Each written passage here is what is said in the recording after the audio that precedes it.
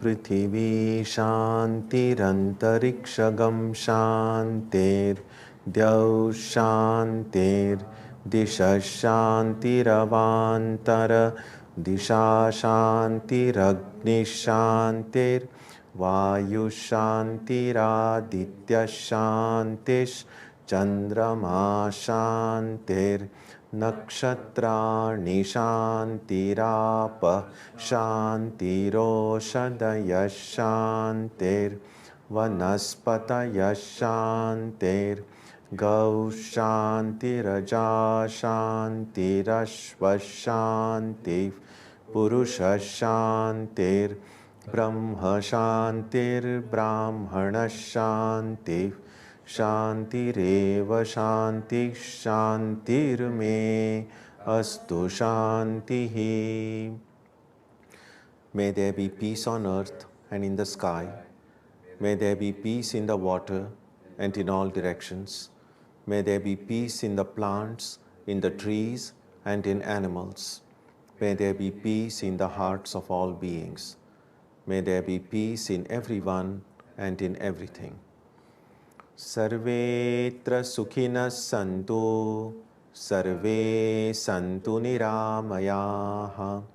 Sarve bhadrani pashyantu, ma kaschit dukkha bhag bhavet. Sarvastaratu durgani, sarvo bhadrani pashyatu. Sarvas sadbuddhimapnotu, sarvas sarvatra nandatu. May all be happy and healthy. May all see what is good. And may no one experience misery.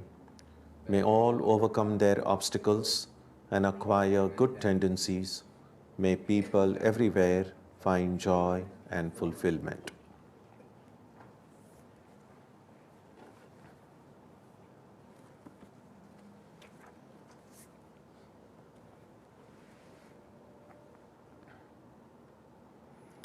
Let us now spend some time touching the center of peace and joy in our hearts.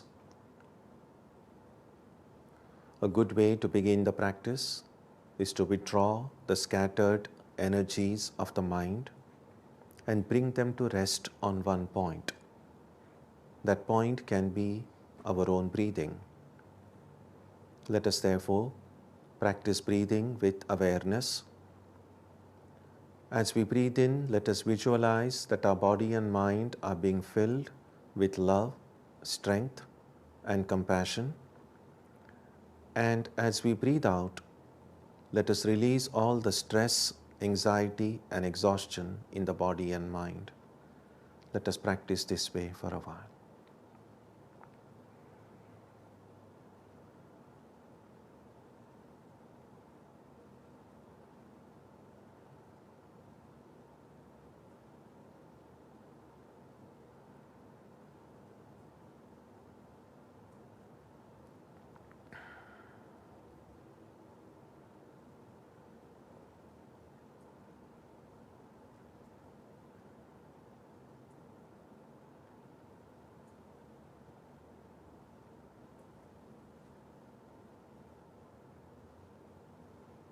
Let us now turn our attention to the region of our heart. Although God is present everywhere and in everyone, the divine presence can be felt most clearly in our hearts. We can meditate in any way we have been taught. To remain focused, we can take the help of a short mental prayer or a mantra or a divine name. Let us now spend some time dwelling on the presence of God in our hearts.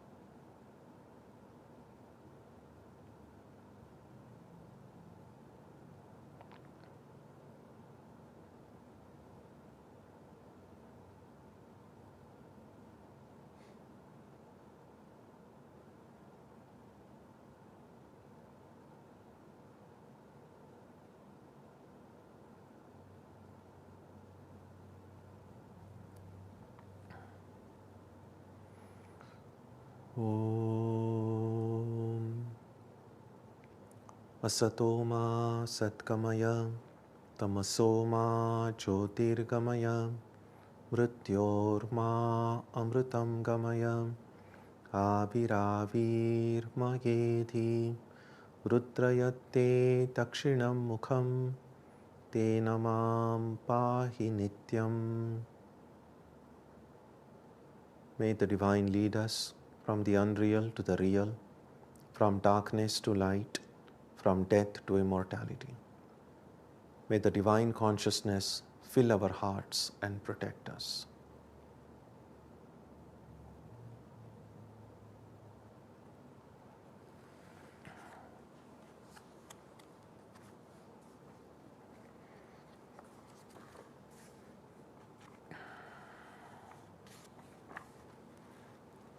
So we begin today on verse number 5. That's on page 423 of the book.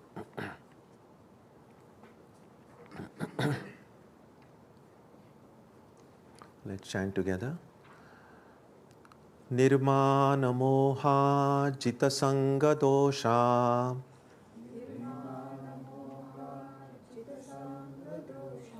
adhyatma nitya vinivritta kamaha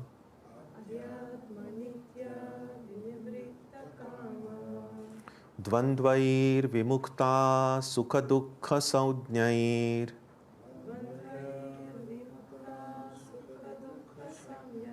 gacchantya padamavyayam tat.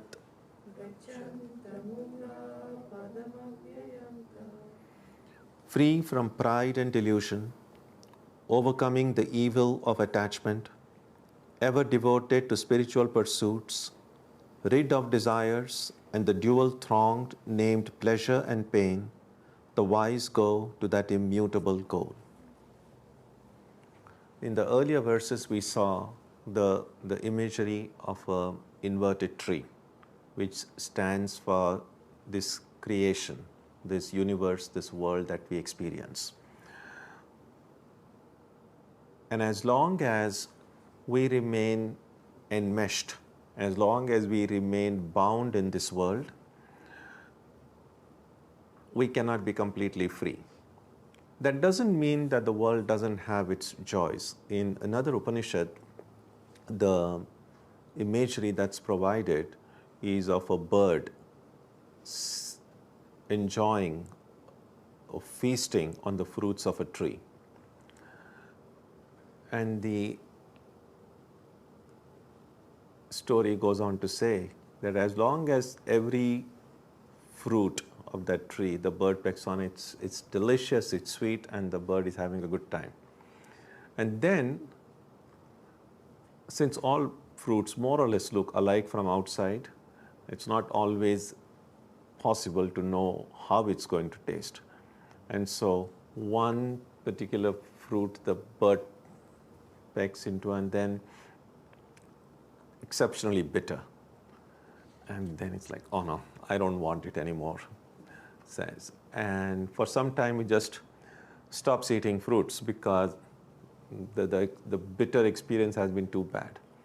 Then after a while, the bird seems to think, well, every fruit is not going to be bitter. Let me try again. And then maybe the next fruit is sweet, and then it enjoys it. Once again, there's the bitter fruit. And so it keeps on. Sometimes a little bit of detachment comes in when there is some bitter experience. But then we kind of get over it after a while.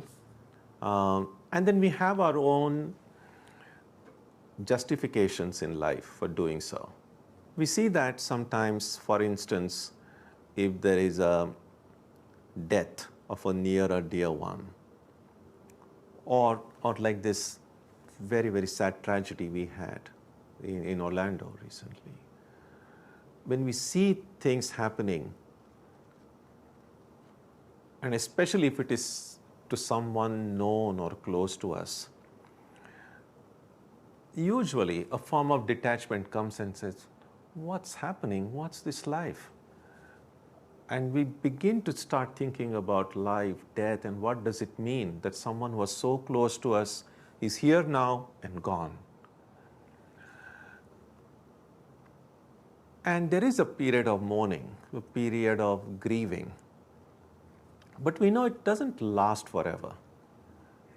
And often for what we might see as pragmatic reasons, we must say, well, you can't be just sitting crying all the time. Life has to go on, the world has to go on. And then we kind of once again become busy with the things of the world. The grief might still remain in some corner of the heart, but it is not as intense as it was when the event actually happened. And over time, we are able to kind of get over it until another blow comes. So this is the imagery provided of the bird eating sweet and bitter fruits. So that's our condition. That's why this imagery of the tree is very powerful. So we can see ourselves as maybe birds on this tree of samsara, eating the sweet and bitter fruits. And the imagery, let me just mention, complete that imagery. And that imagery says that this bird, that tree on which is not upside down, that's a different imagery. So that's the kind of a tree that we are familiar with. And so this bird is eating this, and then exceptionally bitter fruit, and then he just kind of, out of disgust, just looks up. And when the bird looks up, it suddenly finds another bird almost on the top of the tree. But that bird is not eating any fruits. It's just sitting very peacefully, completely in control of itself, and its whole form is shining with effulgence. And this bird which is down says, that's how I would like to be. And then he said, let me try to go closer to that bird. And so from whichever branch this lower bird is sitting, just kind of hops on to a higher branch. But as soon as it hops on to a higher branch, there are several more fruits there, inviting. And it just for a moment forgets that upper bird and says, this fruit looks great. I think this may be definitely sweet.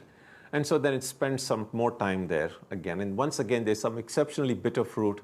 And then once again, it develops some detachment, and then hops on higher. And the story goes on to say, keeps on hopping higher and higher until it comes very close to that upper bird.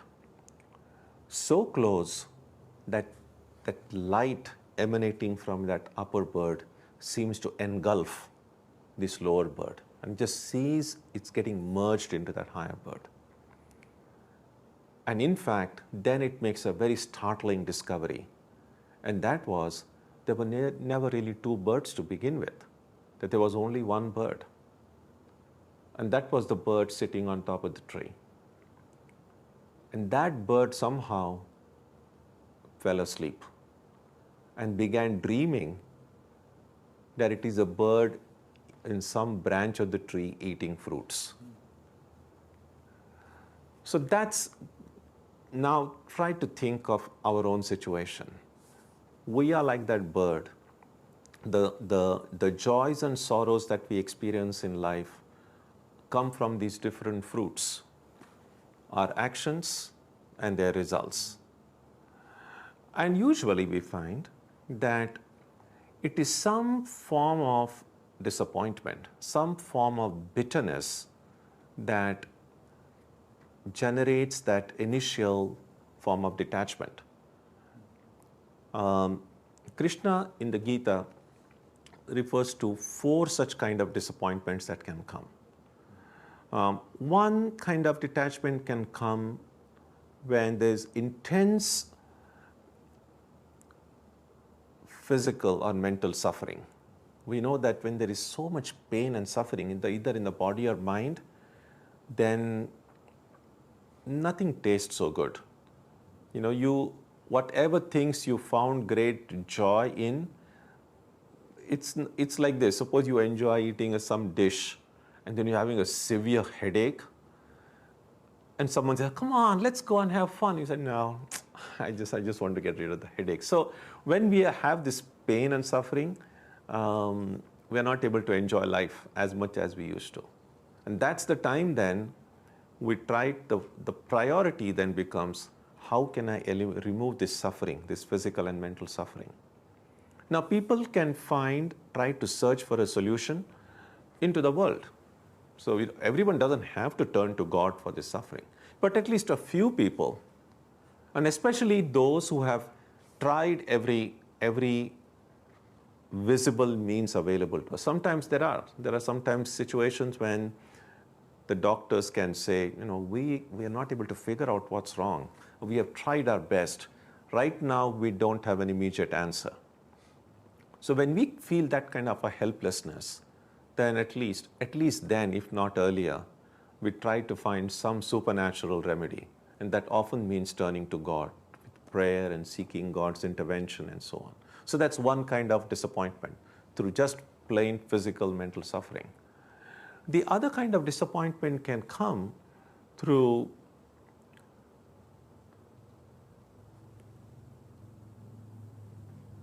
recognizing the limitations of our intellect, that we have so many questions about ourselves, about the world, and we find no answers. Not only do we not find answers, we just find that our intellect is just too limited to understand this mystery of this entire creation. And that sense of helplessness, that there is a desire to know, but there is a limitation in how much I can know. Sometimes that disappointment with one's own intellectual capacity to understand may turn some people towards God or towards a spiritual solution. Another disappointment can come through recognizing that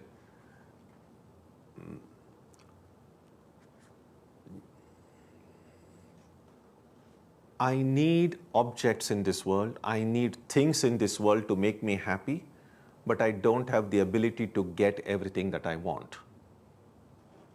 And clearly, of course, there are certain things which we feel we can afford, that are certain things which we find is my budget cannot fit, it cannot be fit into my budget. And that can be disappointing. I want it, but I can't afford it. And so sometimes then, some people might turn to God's help. God, I need this, but somehow make me win a lottery or something. Anyway, so we turn, that's another kind of disappointment.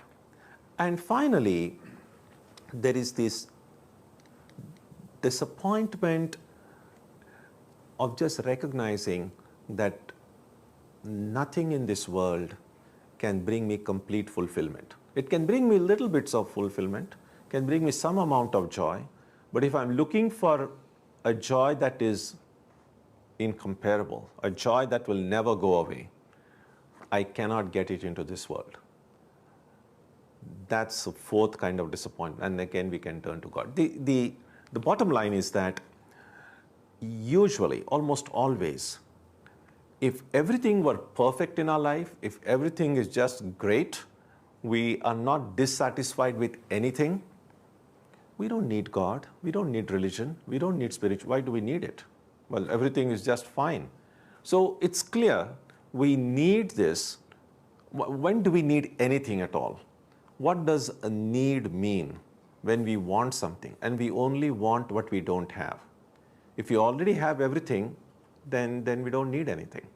So clearly, turning to spiritual life means that we are trying to fill some want within.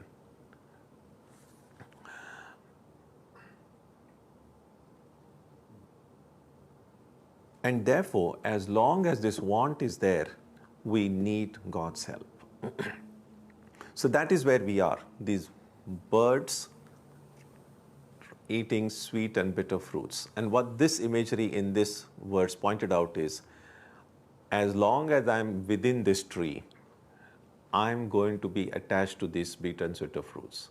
The only way for me is finally just cut the tree. When the tree is cut, no more fruits, no question of getting distracted.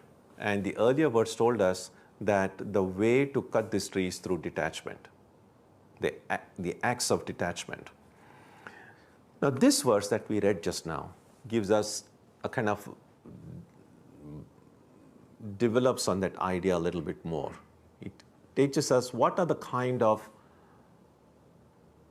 qualities we need to strive for in our lives, which will give us the ability to not get caught up in this tree. So first, nirmana mohaha. Oftentimes in Sanskrit, the suffix nir means no. It stands for the opposite. So mana means pride, moha is delusion. Nirmana moha means no pride, no delusion. Now both pride and delusion are connected with a sense of I. In a state of deep sleep, we don't feel proud and we are not deluded either. There is nothing because there is no I.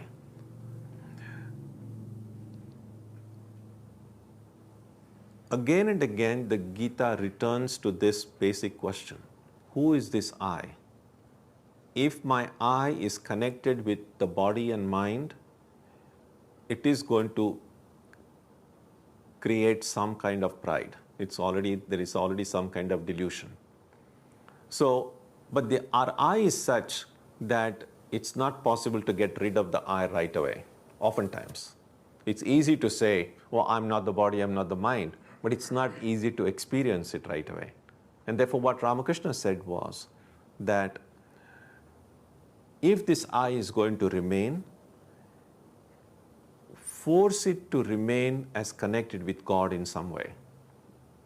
So can I then cultivate an ego of being a child of God, a servant of God? So there is this I'm a devotee of God, I'm a child of God. Now there is an I there is an ego there. But because this ego is connected with God, this ego is not as harmful as ego connected with anything else. And it is this ego which Ramakrishna called the ripe ego, the ripe I, which when the right time comes, it's easy to transcend it. So free from pride and delusion, we must constantly examine our lives to see what are the sources which make me proud. Now, one point, self-esteem is very important in life. Now, self-esteem and pride need to be distinguished, because sometimes thinking that we should not be proud, people think the only way to prevent becoming proud is to keep on demeaning themselves, saying, oh, I'm a nobody, Now, there's no need to do that either. Sometimes people think how to be humble or how to be modest is to belittle oneself. Just keep on saying, I'm a nobody. And it's not necessary to do that either.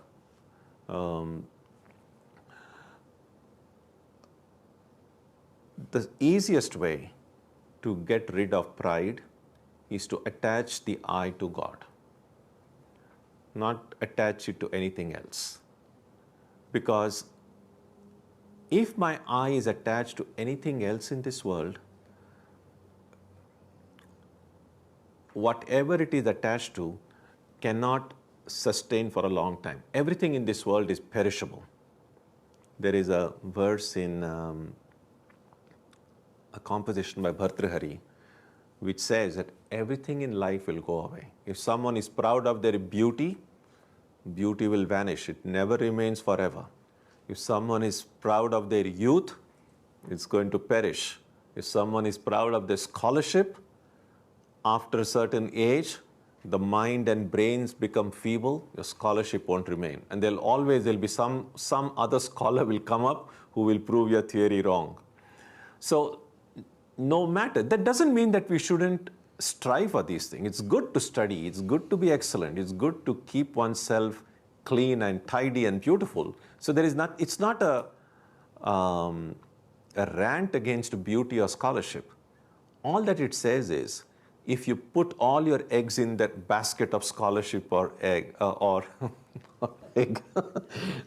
beauty, it's not going to last forever. So recognizing that things are perishable, we can still enjoy them. It's like flowers. no flowers remain permanently. After some time, they are going to dry and the petals are going to fall down. That's known. That doesn't prevent us from enjoying the flowers. But what it does, recognizing that the flowers are perishable, will prevent us from mourning and grieving when finally the flowers droop and die, because we knew they were perishable to begin with. So similarly, everything around us is continually getting destroyed. We can take all these changes, all these destructions in our stride if we remember in the beginning everything is perishable. That's why the Buddha stressed that of impermanence. The only thing that is permanent is one who is observing the impermanence. So only the observer is permanent. Everything other than that is impermanent. Recognizing that, it's so much more easy to get rid of pride and delusion. Overcoming the evil of attachment. We discussed this at length last time. To briefly summarize, attachment and detachment are primarily internal practices. It's not so much about attaching to people, places, and things outside of us. It's primarily how much my real being attaches to the ego. So detachment is really detaching from this unripe I, unripe ego. Detaching also means the will detaching itself from unwholesome desires, and a will attaching itself to healthy desires. So we need both. We need both attachment and detachment. We must attach ourselves to things that will make us strong, physically, mentally, morally, emotionally, spiritually. We must detach ourselves from everything that will make us weak. So don't think that attachment is necessarily bad. What we should remember is, the important question is, what am I attached to? What am I detaching myself from? If I detach myself from things which are good for me, that's a problem. If I attach myself to things that are harmful to me, that's a problem. So try to understand attachment, detachment from that perspective. Then adhyatma nityaha, ever devoted to spiritual pursuits.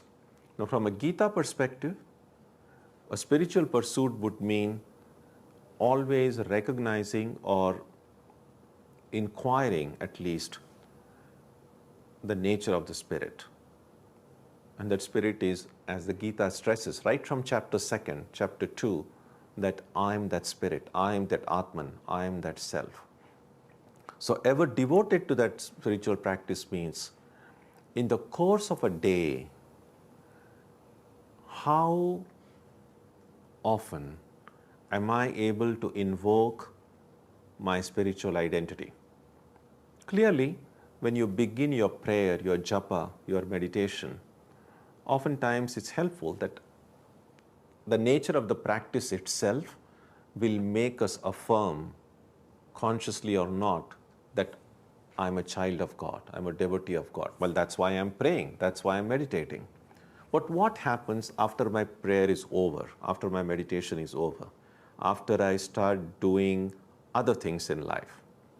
When I'm busy doing other things in life, how often do I remember? Because when I'm doing other things in life, I don't stop being a child of God.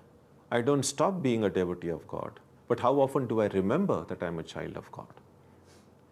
And that's why sometimes we see that at your desk, at your workplace or somewhere, people sometimes keep the pictures of their children or their family. The idea is that even when I'm engaged doing work, I still have a family. I still have my own, my dear and near ones. So in order to remember them and then remember my connection with them, we sometimes keep these pictures around us because that remind us. Now, as a spiritual seeker, do I have anything around me, even when I'm engaged in not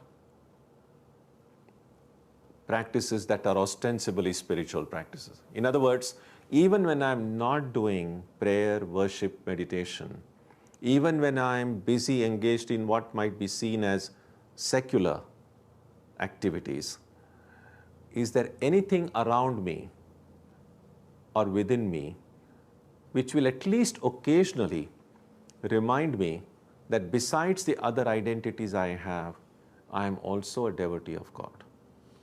So should that identity be invoked on once a week or twice a day and so on? And the idea is, the more often that identity comes up in my heart, the more I will try to remain true to it. So let's say I'm a mother, I'm a father. So the more often I remember that I'm a mother or a father, I will also be reminded of my responsibilities as a father or mother. That I should do what an ideal mother or an ideal father would do. When I'm a friend, when I think of a friend, then I know that I'm a friend of that. So my connection as a friend awakens in me the responsibility and duties and the joys of being a friend, and so on. So similarly, the more often I'm able to invoke in my heart the idea that I'm a devotee of God, I'm a child of God, or I'm a part of God, how you should think of God is up to you. No one else should tell you how you should think of God. But whichever way comes naturally to you, what we should ask is, how often am I able to remember it? And that is why sometimes people carry either some kind of an emblem or some kind of a sign which will at least occasionally remind them of that truth.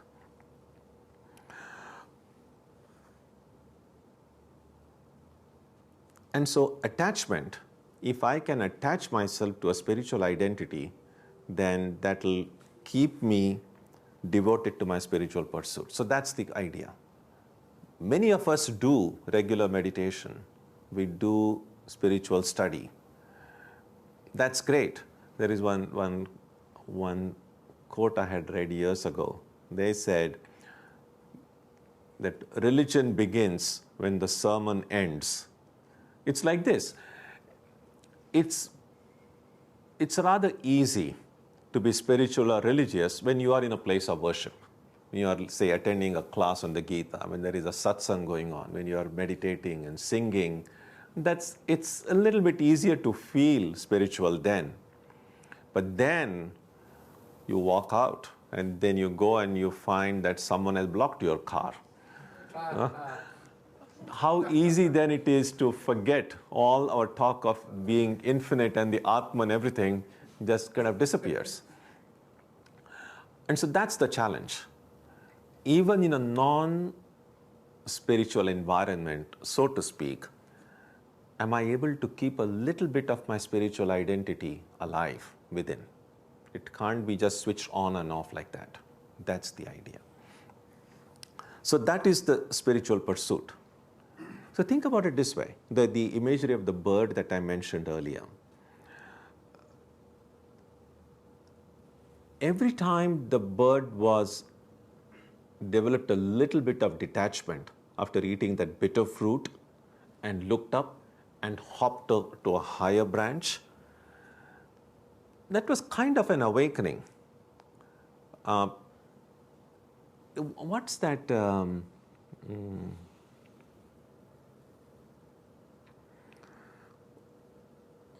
It just slips my mind. What's that creature I saw in Australia which sleeps like 18 hours a day? Koala bear. Yeah. How's it pronounced? Koala? Koala. Yes, that's a great example actually. Have you seen pictures of a koala bear? Amazing. Actually, I have a photograph taken when I was in Australia with a koala bear. That fellow was fast asleep, so I fearlessly went and I patted him and they took a picture. So apparently, they sleep like 18 to 20 hours a day. In many ways, we are probably, that is a lot of koala bears, samskaras are there within us, spiritually speaking. Because it's true. Sometimes, as I said, if there is a great calamity in life, or there is something terrible that happened in some way, so we get some blows in life in some way, and a momentary kind of detachment comes in. We begin to step back and try to just look at life and start asking some questions. So that is a kind of awakening. But we wake up and then we go to sleep again. And then again we kind of get enmeshed into this eating the sweet and bitter fruits. And that's a kind of a dream. So we are eating, and then again we wake up, and then perchance if we do something, we kind of hop to a higher branch, and then we fall asleep again. So spiritual life can be seen, even when the spiritual life begins in a serious way. In the beginning, it is a series of waking up, falling asleep, dreaming, and waking up again. And in the beginning, the awakening might be for a very short duration. And then just as we forget, think about it in a daily way, for instance. Let's say you meditate for half an hour in the morning and say half an hour in the evening. I'm still being generous with time. Many people do less than that. So if I say meditate for half an hour in the morning, and after that, and I get so busy with everything in the world, I don't even think about anything. I'm just so immersed into the world. And then, of course, in the evening, again I try to meditate, and once again I try to shut out the world, and then again, of course, I fall asleep, and then again, when you're asleep, I don't remember I'm an Atman or anything. So let's imagine that at least during those times of our daily meditation hours, a little bit of an awakening from that sleep occurs, to however little an extent. But most of the other time, we are asleep, eating the sweet and bitter fruits of this world. Now, in an ideal situation, what would spiritual progress mean? The spiritual progress would mean not that you suddenly become enlightened. Well, you can, of course, through God's grace, anything is possible. But short of that, what can happen and what does happen is that as our spiritual practice matures, we tend to remain awake a little bit longer than earlier. And our sleeping and dreams become a little bit shorter, relatively speaking. And I'm not speaking about this waking and sleeping. You understand in what sense I'm using the terms. So the closer we reach towards enlightenment, we will find we will remain awake spiritually longer. In other words, we will tend to forget our spiritual identity, our connection with God, less often. We will still forget, but it will be less often. We will still sleep, we will still dream, we will still eat the sweet and bitter fruits, but that duration will be shorter than the duration when I'm hopping from one branch to the other branch with the effort to reach the bird on top. And of course, an enlightened being is one who is woken up permanently, never to fall asleep again. There is one Bengali song which says, "I have put my sleep to sleep." So you then never fall asleep again. So that's one way. So that's what is meant by ever devoted to spiritual pursuits. Rid of desires. Again, we have discussed this last as well, that desires don't have to be demonized. Desires are not necessarily bad. Any desire to meditate, desire to think of God, desire to help people, desire to be unselfish. Now, these are good desires. So you don't have to get rid of those desires. So when it is said rid of desires, understand that it means desires that will take me away from God. It will take me away from my spiritual identity. And the dual throng named pleasure and pain. Now, all acquisitions in life, all karma that we do, all actions in life will either lead to joy and sorrow. Well, there are some actions which don't lead to either. And that really doesn't make too much difference, so we don't bother about it. It's not like everything has to bring us either joy or sorrow. Some things may not bring us. For instance, now, I lift this and I put this down again. Well, there is some action. I've done some karma. It brought me neither joy or sorrow. So it doesn't mean that every karma has to bring one of the two. So there are lots of things we do which bring neither. But since we are not affected by them, we don't talk about them. But of the things that we are affected by, it brings us either joy or sorrow. And that is why it's called the dual throng named pleasure and pain. So pleasure and pain bring joy and sorrow. And so long as we are affected by them, we are still enmeshed into the tree. And that's why a lot of times in the Gita, again and again, Krishna will say, equimindedness. Try to look at everything with the same eye. Don't be affected by this or that, because the world is already filled with polarities. There's always going to be this north and south, heat and cold. And the more you're able to remain in control of yourself, the greater the strength you will have to deal with the situations in an intelligent way. Doing this, the wise go to that immutable goal. What is this immutable goal? Well, it's not like you are going to go to some place, although the word go is used here. It's not a movement in space. Immutable goal means you realize that you are immutable. Right now, we are mutable, or at least we think we are mutable. For instance now, because I see that this is me, a weapon can come and chop off this hand, and that's mutable. So how can we say that immutable goal? And so what the idea is that the real me, the Atman, cannot be cut. And that we saw in the second chapter itself. The Gita says, weapons cannot cut you, water cannot wet you, and so on. So I am the Atman, I am spirit.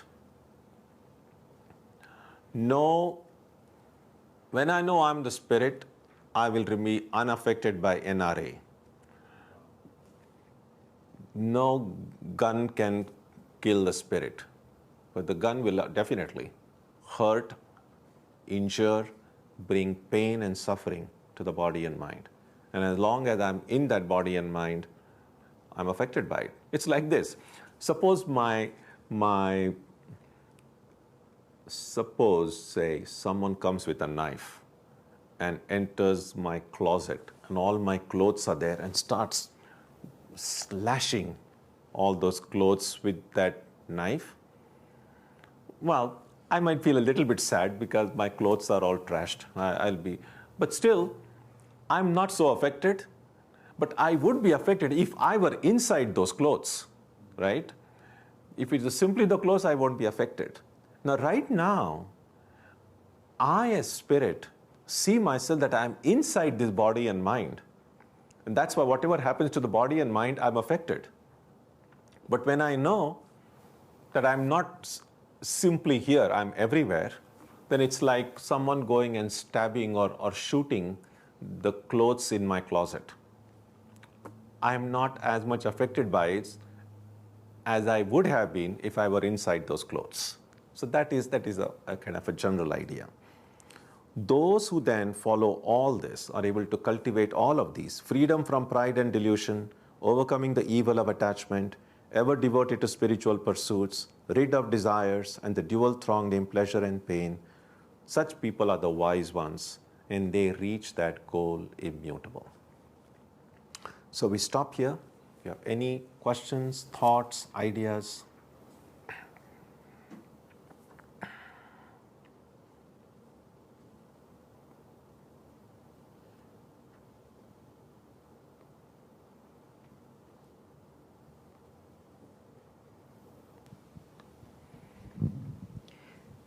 Swamiji, you gave the example of the bird.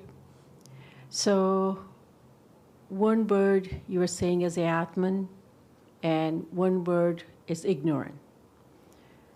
So no, one bird is not ignorant.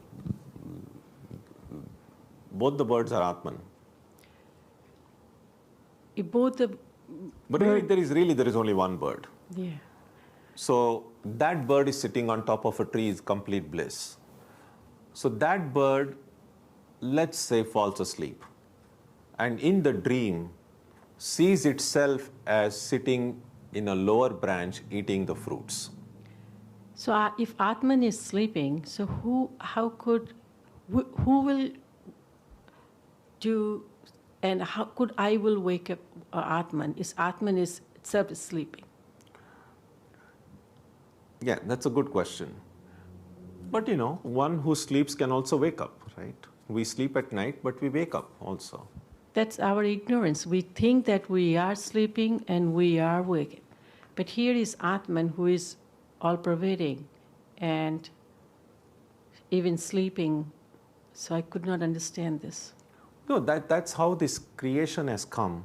According to Vedanta, Brahman apparently fell asleep and apparently dreamt. And in the dream, just as when we dream, suppose I go home, I have a good dinner, I fall asleep and I start dreaming. And in the dream, most of the time, we see ourselves in the dream, right? Now, who is the creator of that dream? Well, I am the creator of the dream. Everything I see in the dream, it's my mind that has projected everything. And I have made myself a little part in that dream myself. So I am this creator of this whole dream, and I'm also a little one person in that dream. Right? So that's how the Atman sleeps, produces this dream, and becomes one little being in that. And now and then, just as even when we sleep, we are not dead, right? Because our heart is still functioning, we are still alive. So something is still active within us even when we are asleep. So similarly, when we say the Atman is asleep, that doesn't mean that Atman has totally forgotten itself. It means a little bit of the Atman is still functioning, like a little bit of our heart is functioning. And that's just as we are able to wake up, the Atman also is able to wake up. That's the idea.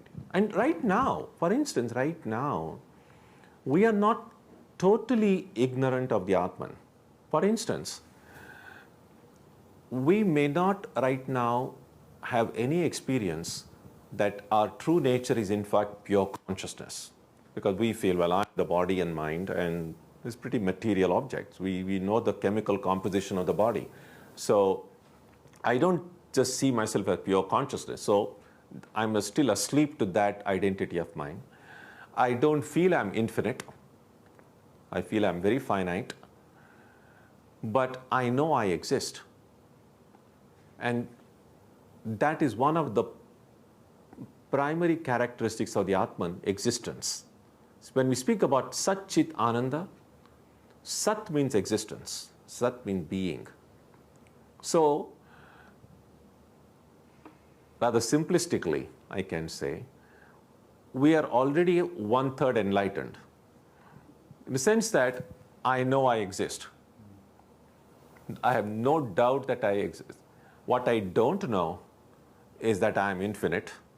What I don't know that I am primarily just pure consciousness. But a little bit of me I know. And that is necessary in order for any projection to occur. And as I've said, if you go to the classic example of the rope and the snake, a little bit of the rope should show itself in order for me to mistake it to be a snake. Because if the room were completely dark, I cannot see the rope, I cannot see the snake either. What you need is a little bit of a dark light, very little light, by which I know there is something, but I don't know what that something is.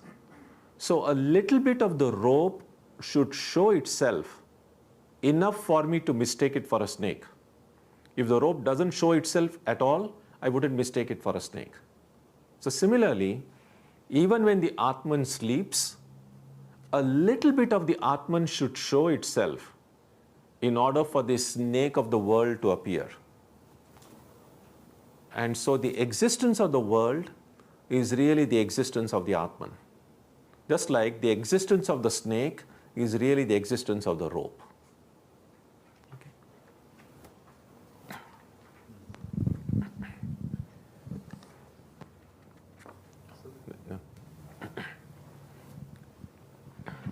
So I think I understand this concept, but just to be clear, the stronger the attachment to the unripe ego, the I, the greater the pain? Yep, that's it. Yeah. There is a nice one passage in the Upanishads which says that there is no joy in the finite. There is joy only in the infinite. And so this unripe I is really I attaching itself to finite limited entities. And of course, it brings us joy. There is no denying it. There's a nice, delicious mango. It will bring us joy. But the mango is still a small fruit. After you have swallowed it, and that the memory will remain for a while, but the joy also comes to an end. It's not like an unending joy from one mango. It can never happen. So the problem in life is not that we don't have joy. Of course, it will be foolish to feel that there is no joy. Of course, there is joy. The problem is not absence of joy. The problem is we are not able to hold on to that joy. It just comes and goes. The good news is that same is true with sorrow also. It's not like sorrow is all the time there either. And that's why this analogy of sweet and bitter fruits, we keep on eating. Oftentimes we think we are smart enough to be able to identify, I can just look at the fruit and from outside I know whether it is sweet or not. And sometimes we get it right, but sometimes we don't. So if we have devised some method by which that I can continue to live in this world and know exactly in advance what will bring me joy and just attach myself to those things and not attach myself to things which will bring me pain, then we don't need God, we don't need any of this. The problem is, we are not as smart as we think. In fact, everything that we do, none of us does anything with the intention of, well, I would like to become miserable for a while. We never do it that way. Everything that we do and think, we do with the idea, this is going to make me happy. Now, sometimes it does, in which we can say it's a good choice. Sometimes it doesn't. We say, well, bad choice. Bad choice means the intention was good. When I did something I thought, I knew, I had faith it's going to make me happy, but it didn't. So that's the problem. So if I knew in advance whether a fruit is sweet or bitter, the problem would be solved. And so what's the solution then? Well, the solution that the Gita says is, stop eating fruits. The problem is, how long can I stop eating fruits if I'm all the time going to be surrounded by these fruits? Sooner or later, I'm just going to feel, and therefore the Gita says, with the acts of detachment, you just kind of cut that tree. If you cut the tree, no more fruits. Then won't I die without eating anything? And that's where that immutable goal comes in. Why do I need what is the need to eat? The reason that we want to eat, either because think about it this way, just to kind of flesh it out a little bit more. Why do we eat? Well, either we say, well, I enjoy the taste of something. We either eat something because of taste or just for survival. We know that we will not physically survive if we don't eat. Now, both of these things, whether I'm eating something out of because I love the taste of it, or I eat something because I need it for my physical survival, shows that there is a need, shows that I'm dependent on things outside of me. I'm dependent on food, either because I have this desire to taste it, or I have a desire to survive. And the goal is immutable. Immutable means my true nature, I don't depend on anything. Freedom means non-dependence. As long as I'm dependent on anything outside of myself, I'm not free. And so real independence, real freedom means total independence. And therefore, if you cut down the tree, don't think that, oh, then what am I going to eat? If you think what you're going to eat, then you're not free.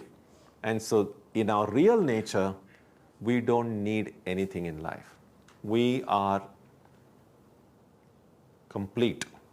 We are full in itself. That peace chant often goes, Purnamadav Purnamidam.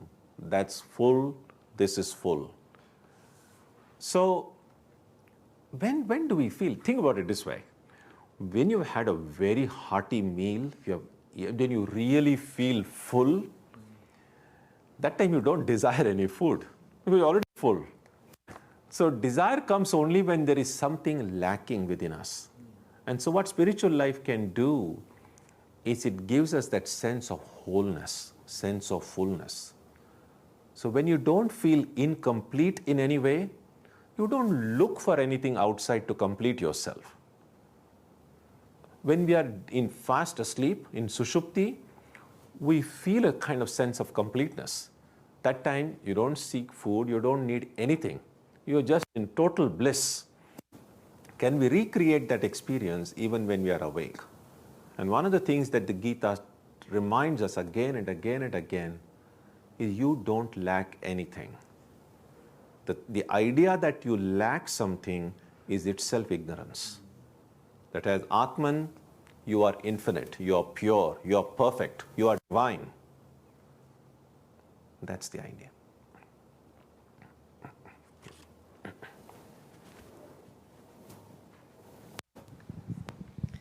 Swamiji, I didn't want to bring up this topic, but it's been just on my mind for so many days already since Sunday, and many of us might have thought about it.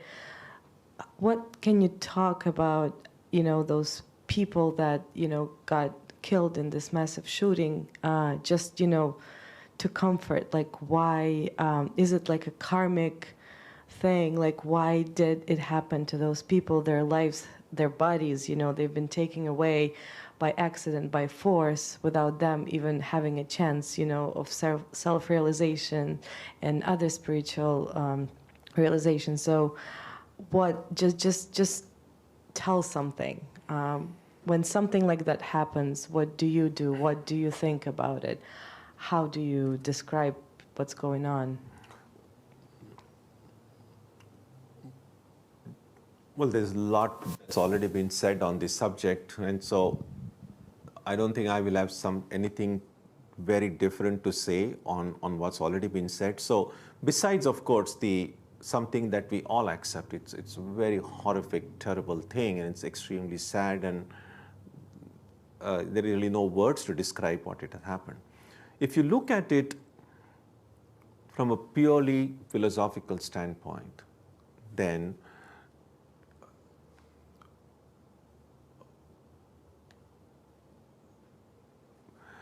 the Gita approach would be, can something happen which was not supposed to happen? Or everything happens when it was supposed to happen?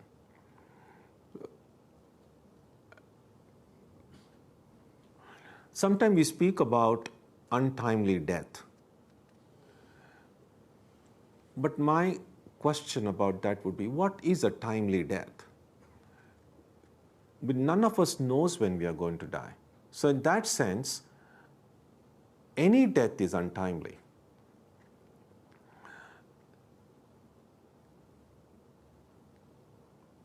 We feel it more when it happens in a situation like this than if it were to happen to, say, someone who has what we normally consider like a full life. Someone in their 90s passes away peacefully, surrounded by family and friends, takes leave of them, and that's a very ideal situation.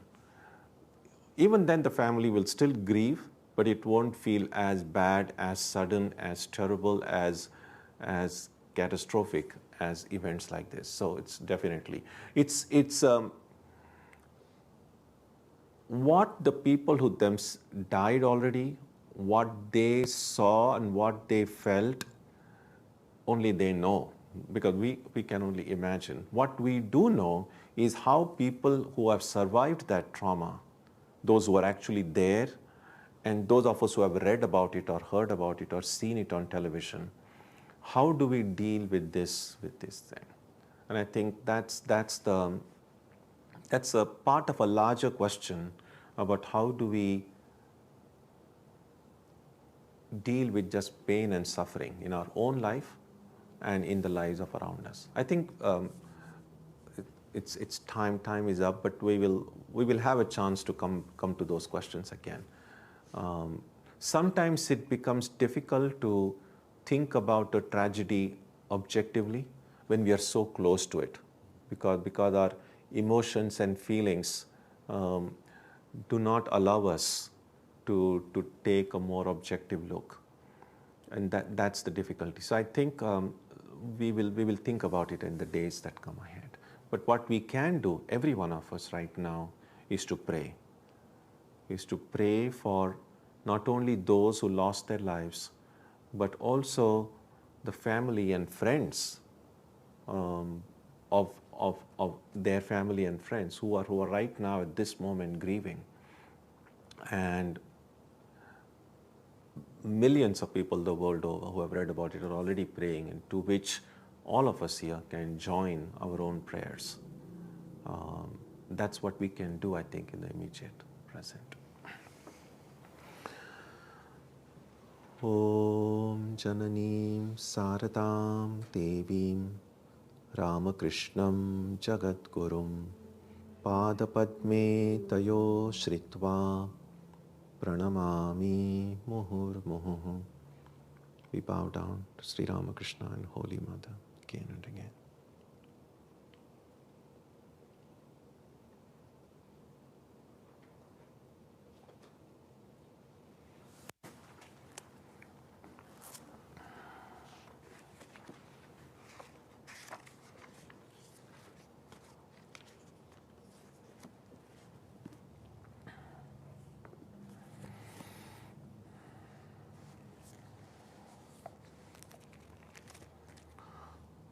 On Sunday, our satsang subject will be the nature of the self.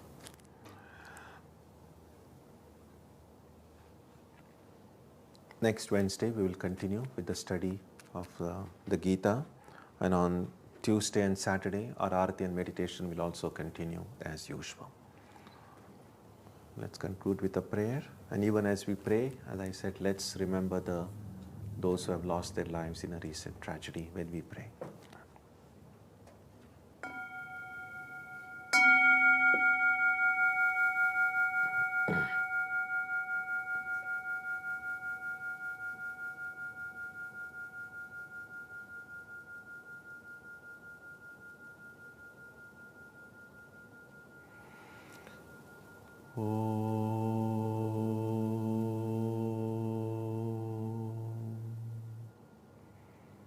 May the Divine Being, who is the Father in heaven of the Christians, Holy One of the Jewish faith, Allah of the Muslims, Buddha of the Buddhists, Tao of the Taoists, Ahura Mazda of the Zoroastrians, the Great Spirit of the Native Americans, and Brahman of the Hindus, lead us from the unreal to the real, from darkness to light, from death to immortality.